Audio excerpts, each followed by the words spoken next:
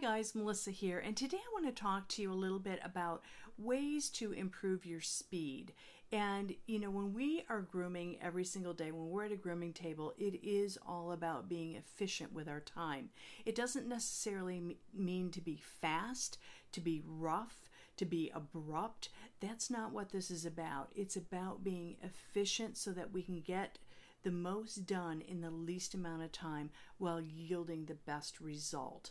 And the best result is in the quality of the product that we put out, in the way that we handle and interact with the pets that we deal with, as well as dealing with our clients. So I just really want to emphasize that improving your speed is not about sacrificing anything. It's about maintaining and actually enjoying what you're doing even more so because you're efficient. You've got confidence with what you're doing. And every time you do it, you get consistent results that are yielding quality. So the first thing to help you improve speed is you gotta know what the end result should look like.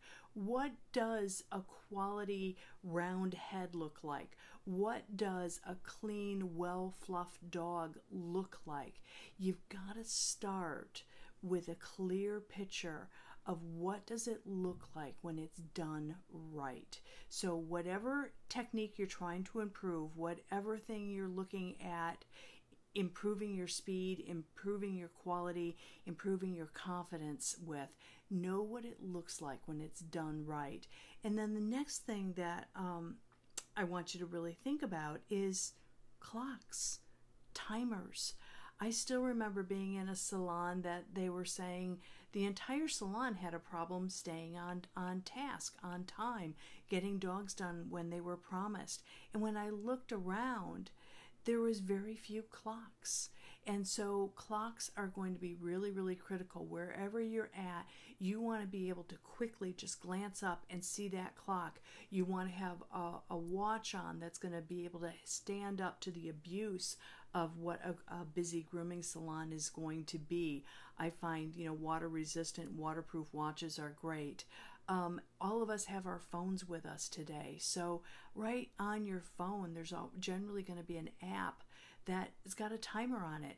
And if you don't want to use your phone, get an old-fashioned egg timer. It doesn't matter. But you've got to be able to measure and know every second of your day where you're at and what you're doing. And then to start improving on your speed, you got to measure it.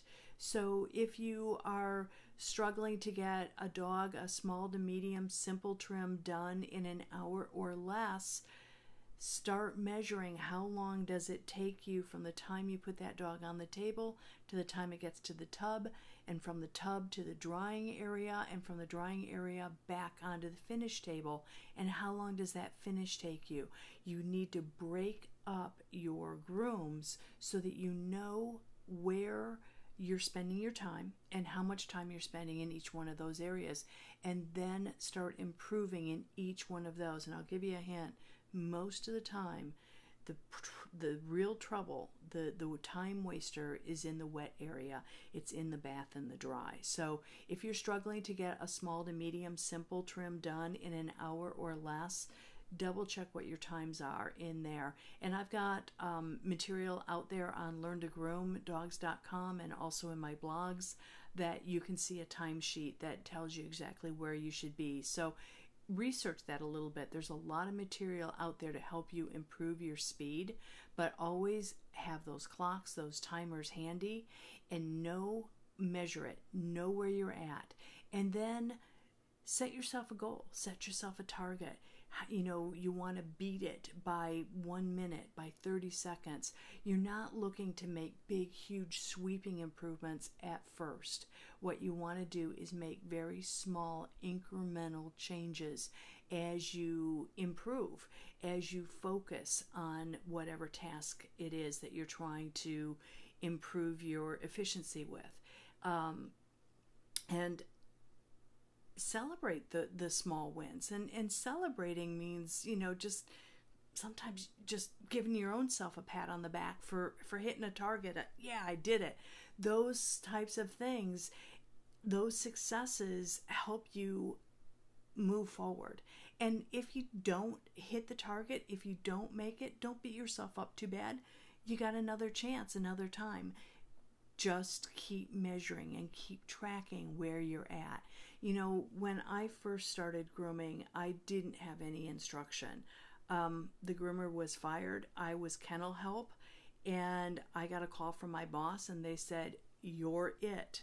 You have a new role. You are now the groomer."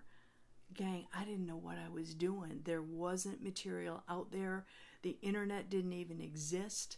There was very little material for me to teach myself how to groom dogs. My first day, I had 6 dogs on my table that I had to get done. I didn't know what I was doing. So fast forwarded, it got to the point that yes, I was grooming dogs, and I thought I was being pretty efficient and pretty good at what I was doing. But I will tell you, there was one breed of dog that I hated. When I saw it, when it came across my roster, I just cringed because I knew that I was going to totally lose it on time and efficiency. And that was poodles. And it was poodle feet. I didn't mind anything else about the poodle but the foot. And when I first started grooming, when I had a poodle, each foot would take me 5 minutes. 5 minutes to do a foot. 1 foot. And down the road, you know, it was always a struggle. I always made a mess out of it. All the dogs jerked, they pulled, they didn't want me to handle their feet. I was making hamburger out of their feet because the blades were cutting them. I just didn't know how to do it right.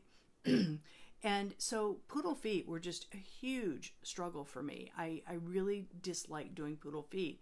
And as my career grew and I got more experience, I started to understand, what does it look like when it's done right? I started to see the techniques that were being used that I wasn't using, and I could improve upon what I was doing. And then at one point, I had the challenge. Somebody said, "Can you do 4 feet in 3 minutes?" And I thought, are they kidding? There is no way. It takes me 5 minutes, 4 minutes to do a poodle foot. I'd gotten a little bit better over time, but it was still a huge time crunch for me to be efficient in that area. So when I heard that 4 feet in 3 minutes, I thought, all right, somebody's being able to do it. I'm going to figure it out. And so I did. And it took me quite a while. I'm not saying I nailed it right out the gate, but at some point down the road, I did, at height of my career, figure out how to do 4 feet in 3 minutes, and they were done well. So it can be done, you know, but you've got to focus on it, and you've got to pay attention to what you're doing. And if you pay attention, if you set time goals for yourself, if you measure what you're doing and you celebrate your successes when you do it right, when you make an improvement, I guarantee each incremental little step will get you closer to being able to do a dog in an hour. And that's basically what we look at, is turning a dog an hour. And I'm not talking an elaborate trim or a big, hairy, audacious, crazy thing, not a doodle. But your small to medium-sized simple trims, you want to get those turned in at least an hour or less. So measure, track, and celebrate your success when you nail it.